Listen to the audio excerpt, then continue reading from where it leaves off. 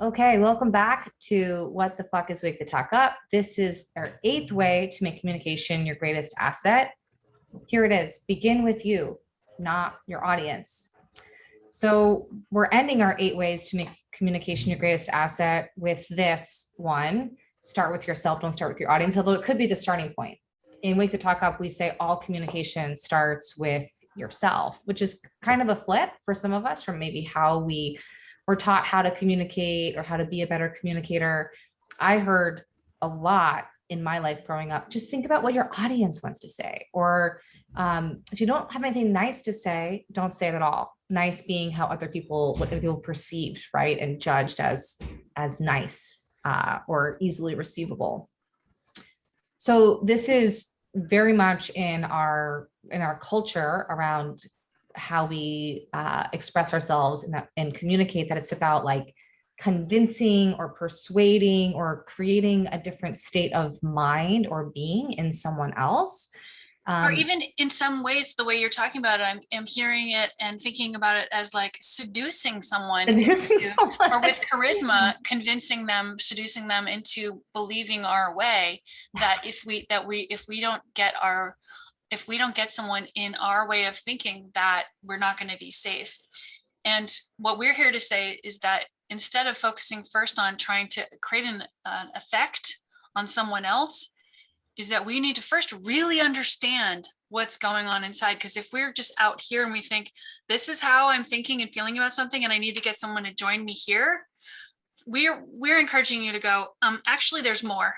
Yeah. There's more, and it's in here. And this, if we tap into this knowledge of how we're thinking and feeling about something, we're going to have all kinds of new places that this person can meet us in.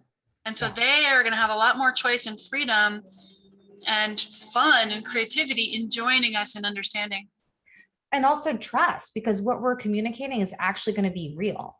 It's not some manipulated version to try to create an effect, which whether people can consciously perceive or detect it or not, I think we all have the capacity to detect authenticity, right, at some level. So the more clear we are internally, the more kind of easily receivable we have to share is, because it's just a more accurate reflection of what's going on inside of us. And by doing this internal exploration work of what am I needing, how am I feeling, and how do I want to communicate it, we're also giving ourselves the opportunity to get super intimate with all of our unique capacities, not just what am I needing and feeling right now, but what does it mean to be Lauren, me? That's all I can ever know, right? Is my own experience.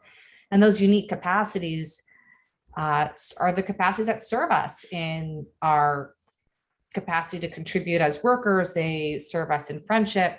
And we can't know any of that if we don't spend some time in our own internal landscape, getting to know ourselves. Allison, you want to wrap this one up? Yeah, so if this is exciting to you and you want to know more, we have 7 other in this series, or 8, about the 8 ways to make communication your greatest asset. So you can check those out on IGTV or whatever you're looking at. And also feel free to download our completely free 20-minute video that digs more deeply into these 8 ways. And just know that the 8 ways video is the tip of the iceberg into all of these tools and resources that we teach in our online intensive course called Wake the Talk Up. And we teach this for teams, organizations, and individuals. Our next online course is starting May 7th, 7 weeks. We would love it if you joined us.